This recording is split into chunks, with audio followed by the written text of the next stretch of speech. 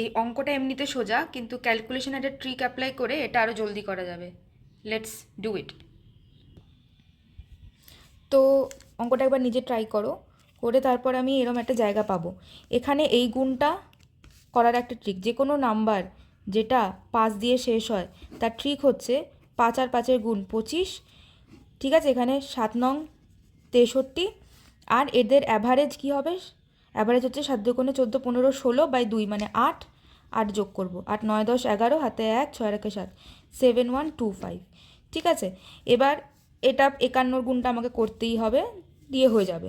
ব্যাপারটা হচ্ছে যখন আমার অ্যাভারেজটা এক্স্যাক্ট ইন্টিজার পাবো না, লাইক যেমন 35 আর 65 ধরলাম, সেক্ষেত্রে কী করব? সেরকম সিচুয়েশানে 25, এখানে কী হবে? 6 3 18, আর 6 7 8 9 যোগফল। ঠিক আছে, 9/2 কত হবে? 9/2 আমার হয়ে যাবে 4 পয়েন্ট সামথিং। তাহলে তখন আমি 4টাকে খালি নেব।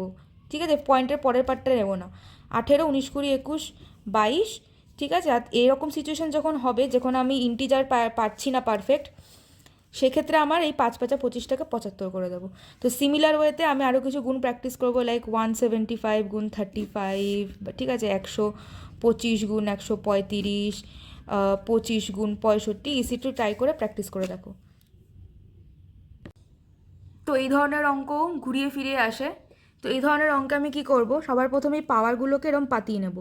পাতিয়ে নেওয়ার পর আমি গ্যাপগুলো দেখব কী রকম। 8-এর গ্যাপ আমি দেখতে পাচ্ছি, মাঝে যে টার্মটা থাকে সেইটার পাওয়ারটা দিয়ে বাকি দুটোকে ভাগ করব, ভাগ করলে আমরা এরম একটা ফরম্যাট পাবো।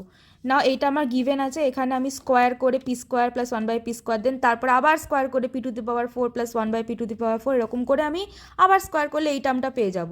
এবং নট সো সারপ্রাইজিংলি আমার এই টার্মটা ইজুকাল টু হয়ে যাবে 1154, এই টার্মটা দিয়ে এই দুটো কাটাকুটি হয়ে 0 হয়ে যাবে। তাই এইটা আমি যে পাবো না বা জানি না সেটা ভয় থাকবে না, কারণ আলটিমেটলি 0 হবে আমার অ্যান্সার। নাও এ ধরনের অঙ্কে অনেক সময় এই পার্টটায় একটা স্ট্যান্ডার্ড ভ্যালু দেয়, যেখান থেকে পি এর ভ্যালু আমি -1 বা সামথিং বলতে পারি, সেক্ষেত্রে অঙ্কটা আরও ইজি হয়ে যায়। না হলে কিন্তু এই পাওয়ার নেওয়ার ব্যাপারটা মাথায় রাখতে হবে।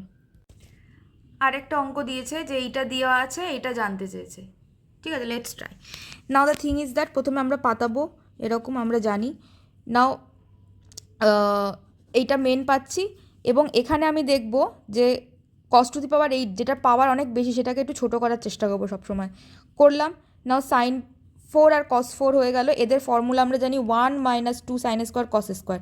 এই লাইনটা অবধি করে আমি আটকে গেছিলাম। ঠিক আছে, যে এইটার সঙ্গে এটা আমি কী করবো? সবসময় ভাববো সাবস্টিটিউট করার কথা। নাও এটা কস অলরেডি দেওয়া আছে, এখানে যে সাইনটা পেয়েছি এটাকেও কি না চেঞ্জ করে দিই আমরা? তো সেই যদি মাথায় আনতে পারি, তাহলে আমরা sin x হচ্ছে cos²x, তাহলে sin² x হয়ে যাবে cos⁴x। যদি বসিয়ে দিই, এটা এটা গুণফল হয়ে যাচ্ছে cos⁴6x। এই পার্টটা কেটে গিয়ে 1 হচ্ছে উত্তর। আরেকবার অঙ্কটা দেখে নেওয়া যাক।